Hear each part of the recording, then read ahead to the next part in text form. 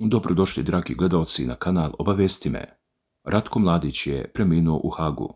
Vest, koja je godinama visila u vazduhu zbog njegovog teškog zdravstvenog stanja, stigla je 27. avgusta 2026. godine. I to u trenutku kada je njegova porodica još jednom pokušavala da dobije dozvolu da bude prebačena na lečenje u Srbiju. Sada više nema novih zahteva, nema nove žalbe, nema čekanja odluke, nema pitanja hoće li Hag dozvoliti njegovo prebacivanje. Čovjek oko čijeg zdravlja se posljednjih godina vodila gotovo neprekidna borba porodice, advokata, lekara i institucija, preminuo je u pritvorskom sistemu u Hagu. I upravo zato priča o njegovoj smrti ne završava se jednom kratkom informacijom da je Ratko Mladić umro. Naprotiv, tek sada počinju pitanja koja će se postavljati danima. Zašto su posljednji zahtjevi za njegovo lečenje izvan pritvora odbijani? I možda najteže pitanje za porodicu, da li je za bilo šta već bilo kasno? Samo dan prije smrti njegov sin Darko govorio je da porodica još čeka medicinski izvještaj iz Haga. To je detalj koji danas zvuči potpuno drugačije nego juče. Porodica je očekivala dokumente, mišljenje lekara i odgovor na još jedan pokušaj da se Mladiću omogući lečenje u Srbiji. Umjesto toga stigla je vest da je preminuo. Prema informacijama koje su prenijete nakon smrti, porodica je potvrdu dobila iz Haga, a informacija je ubrzo dospjela u javnost. Godinama se govorilo o moždanim udarima, srčanim problemima, otežanom kretanju i njegovom sve težem opštem stanju. Njegov sin Darko više puta je javno tvrdio da njegov otac ne dobija lečenje kako mu je potrebno. Odbrana je insistirala na mogućnosti da ga pregledaju lekari iz Srbije. Traženo je njegovo privremeno puštanje radi lečenja. Hag je takve zahtjeve odbijao. Porodica je nastavila da pokušava i tako je praktično bilo sve do samog kraja.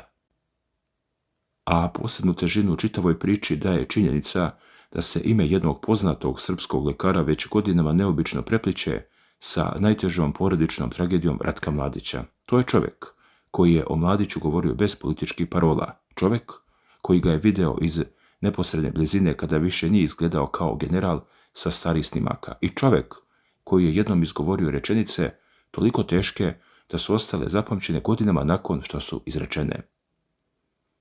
Govorio je da je pred sobom video starca, čovjeka koji teško govori, teško hoda, čovjeka kojeg neko mora da pridržava da ne padne, ali iza odnosa tog lekara i Ratka Mladića postoji mnogo dublja priča. Priča koju treba otvoriti tek ovdje. Taj lekar bio je Zoran Stanković. I nije radio obdukciju Ratka Mladića, radio obdukciju njegove ćerke Ane. Upravo tu počinje jedan od najtežih delova čitave priče. Ana Mladić imala je samo 23 godine kada je 24. marta 1994. pronađena mrtva u porodičnoj kući u Beogradu. Prema zvaničnoj verziji izvršila je samoubistvom očevim pištoljem. Za Ratka Mladića taj događaj nikada nije bio završen. On je prema izjavama koje su godinama prenosili članovi porodice i ljudi iz njegovog okruženja nije prihvatao zvaničnu verziju. Verovao je da njegova ćerka nije sama sebi oduzela život. Pojavljivale su se različite priče, tvrdnje i teorije. Neke nikada nisu dokazane. Neke su ostale samo medijske spekulacije. Neke su dolazile od ljudi koji su tvrdili da poznaju porodicu, ali jedno nije bilo sporno.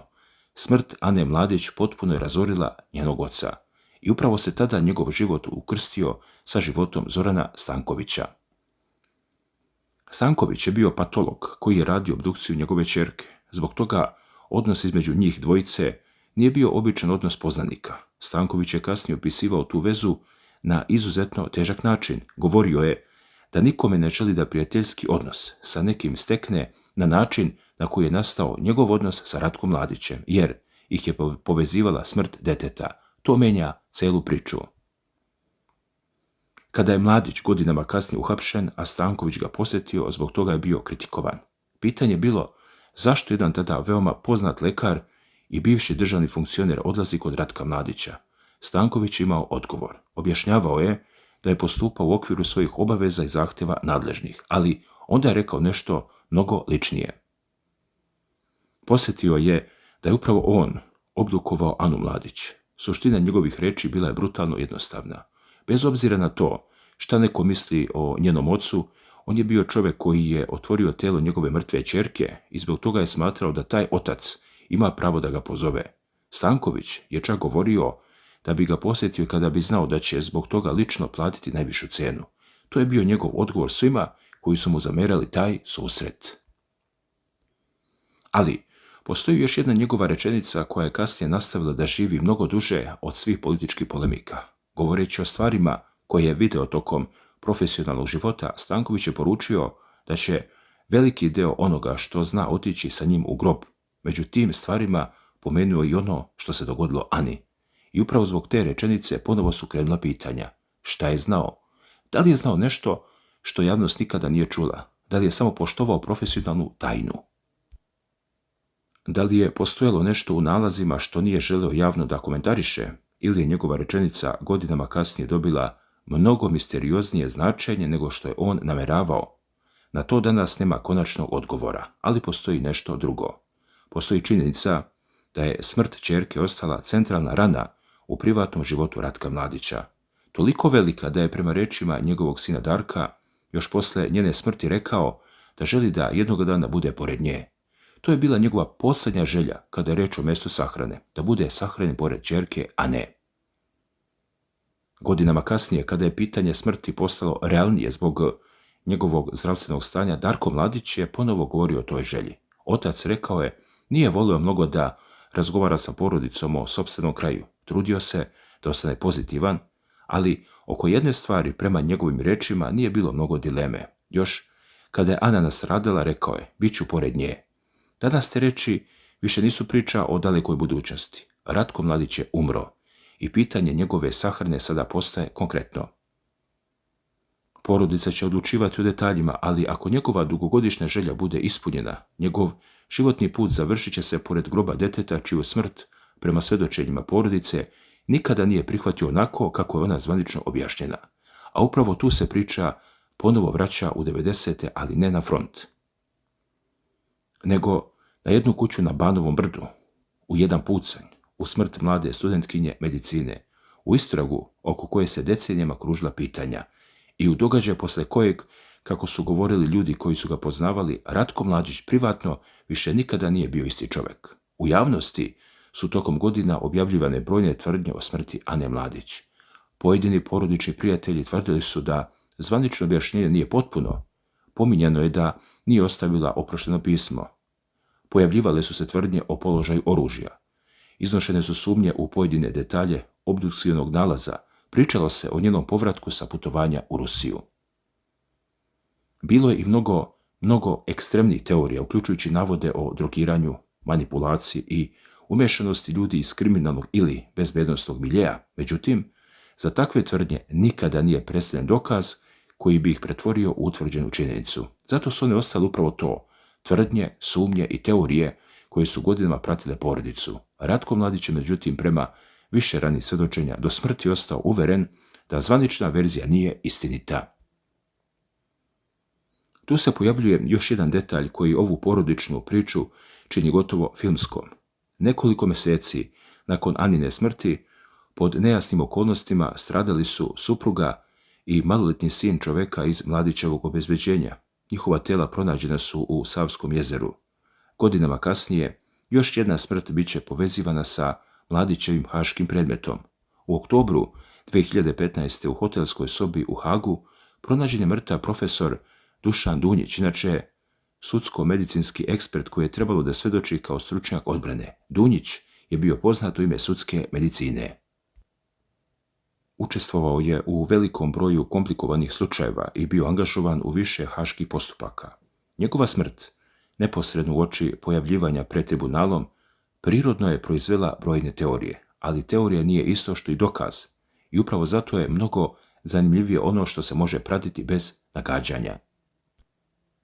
Ratko Mladić je posljednje godine života proveo između pritvora, bolnice, medicinskih pregleda, zahteva odbrane i pokušaja porodice da dobije njegovo prebacivanje. Što je bio stariji, tema njegovog slučaja sve manje je bila šta će se dogoditi sa presudom, a sve više pitanje da li će živ izaći iz Haga. Na kraju nije.